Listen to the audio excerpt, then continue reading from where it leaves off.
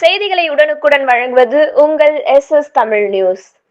அழிஞ்சுவாக்கம் அருள் தரும் விநாயகர் ஆலயத்தில் சங்காபிஷேக விழா நடைபெற்றது. மாதவரம் தொகுதி புழல் ஒன்றியம் அழிஞ்சுவாக்கம் ஊராட்சியில் உள்ள அருள்மிகு அருள் தரும் விநாயகர் ஆலயத்தில் உலக மக்கள் நன்மை வேண்டி 108 சங்காபிஷேக விழா ஆலய ஸ்தபாகரும் முன்னாள் அழிஞ்சுவாக்க ஊராட்சி மன்ற துணைத் தலைவருமான செல்வி மதுரமுத்து தலைமையில் நடைபெற்றது. இந்நிகழ்ச்சியில் அருள் தரும் விநாயகர் சுவாமிக்கு பல்வேறு வாசனை திரவியங்களால் அபிஷேகம் செய்து தீபாராதனை காண்பிக்கப்பட்டது.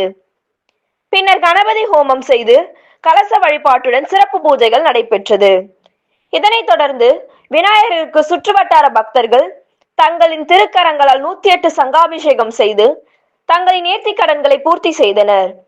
மேலும் விநாயகருக்கு வெள்ளியால் அலங்காரம் செய்யப்பட்டு தூபதீப ஆராதனை காண்பிக்கப்பட்டது.